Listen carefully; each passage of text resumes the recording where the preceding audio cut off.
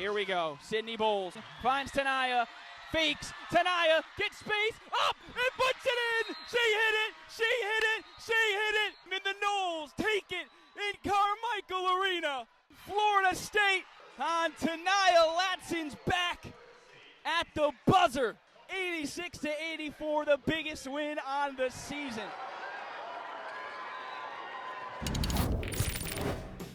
Only 20 total lead changes in this game. 4 lead changes and ties in the final 20 seconds in Chapel Hill yesterday.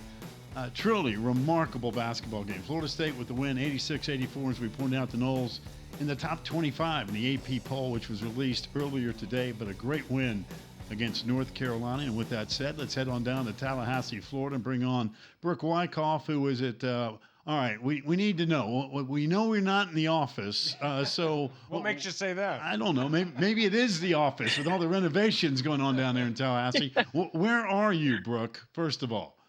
Oh, I'm in a random parking lot in Tallahassee outside of where my daughter is playing basketball. I ran out because I was so happy to be invited onto the show, but had mom duties this evening. So excuse that. This is an excuse to get a nicer car, a cooler car. So, I have a better background when I talk to you guys. All right. Well, I'll tell you what, you keep winning games like yesterday, you'll be able to walk into any dealership and say, I'll take 2 of those, 4 of those, 6 of those. That was some kind of basketball game yesterday. I mean, North Carolina's really, really good. You guys incredibly talented and fun to watch. But, man, if you love offensive basketball on the edge of your seat, people making plays left and right, that game had everything you ever wanted yesterday. I mean, I know you've been a part of some crazy games, but that was one of the all-timers. Yeah, it really was. I mean, and again, like you said, to play against such a great team in North Carolina, in a historic place, just such all the ACC feels that you would want.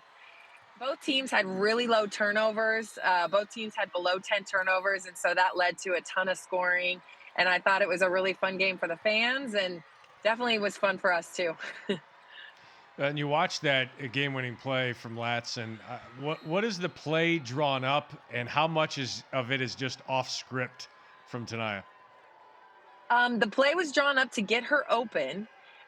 Carolina is an amazing defensive team. They did not just let her get open. She had to fight off a number of switches and someone face guarding her to be able to even catch the ball. And then, as you guys just saw, pretty much, had to go around 4 of their players. And it was just her will to win the game. It really was. There was not a magic play necessarily. It was just her understanding the assignment, as they say, and going to get it done.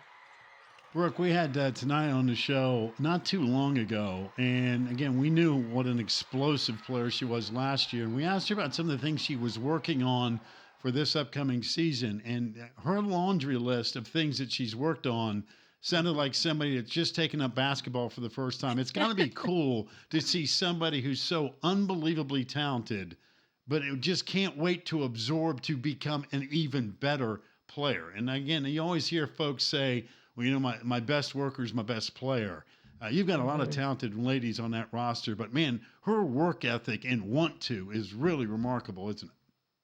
Yeah, it really is. It's a separator for her. It's what makes her elite is, that extra gear that she goes to get what she wants and to win. And that's really what it is. And she knows that in this league, right now in this climate of just amazing women's basketball, you have got to be elite in not just scoring, but in all the other things. And that's where she's worked on her game. She's worked on her 3-point shot. She's defending better this year. She's rebounding. She's filling up the stat sheet like she's never done before in college. And so I'm just so proud of her because, you think she's achieved so much, and yet she continues to do more. She got a triple-double this season. It's just a testament to who she is, as you said, and her work ethic and her will to win. And working on her snarl, which we saw on that replay. Too. She's got a good one. Yeah, I mean, it was she's awesome. And to that point, people think, oh, great player, just roll the ball out there and do that. Makes life easy for a head coach. And certainly you want one of the most talented players in the country to be on your roster. But what is the biggest challenge? What are those challenges that come with with coaching such a talented player? Yeah. Um, right. It's not as many challenges as just moments of like, whoo, love coaching this kid because it's so fun to coach her because she is an amazing person. She's so humble. She's not at all a diva in any way, shape, or form. And she works really hard. I think the challenge is to make sure that we are doing everything possible to make her life easier, and I mean that on the basketball court. She sees every single type of defensive look that anyone can dream up to try to stop her. And also just people are going to obviously try to attack her on the defensive end as well, just to make her work because she carries such a load.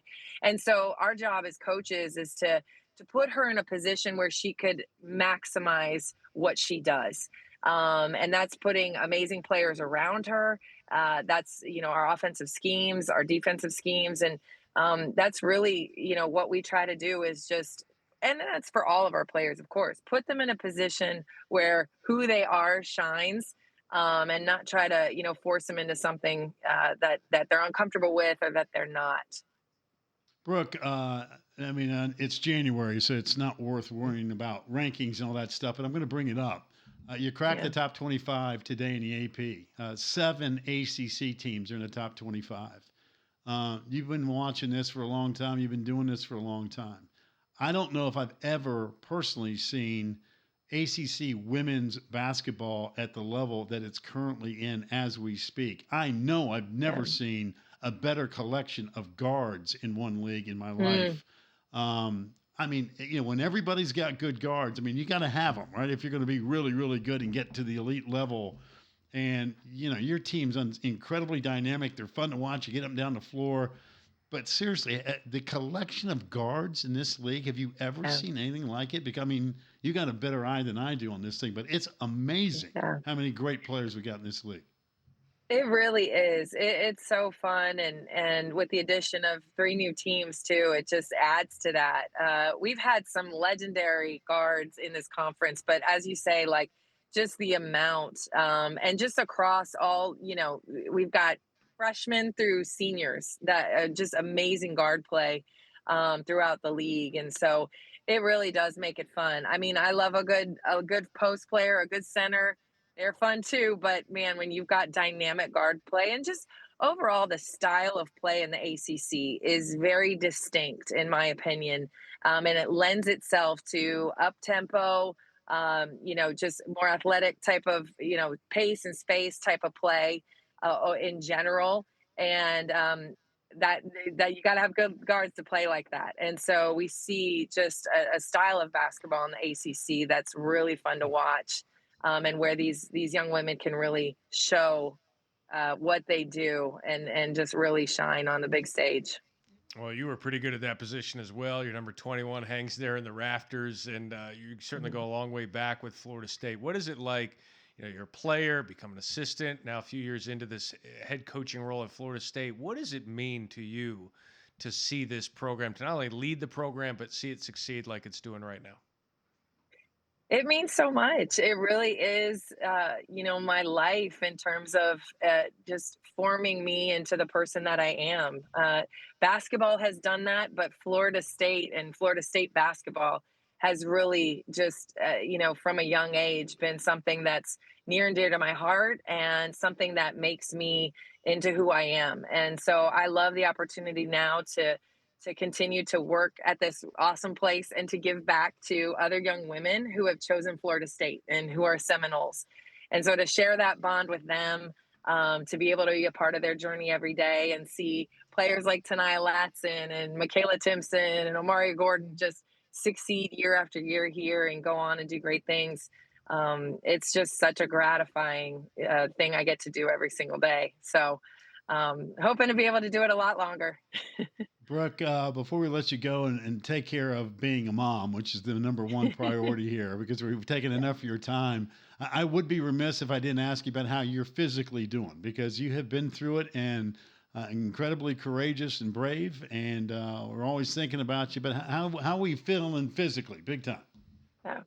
Thank you for asking. I'm feeling great. I'm blessed to say that, this time last year, I was doing chemo treatments every 3 weeks or so. And, life felt a little different at that point. But a year out now, I feel great, clean bill of health. And I'm just really grateful to still be doing this. All right. Well, listen, I'm glad to get all the snow off the car down there in the blizzard land known as Tallahassee. I'll let you get back to taking care of more important things like your family. But again, we appreciate the time as always, even if it's from the car. Again, congrats on the unbelievable win. Stay healthy, and we look forward to seeing you as we roll into Greensboro. Awesome. Thank you guys so much. It's always great to be on.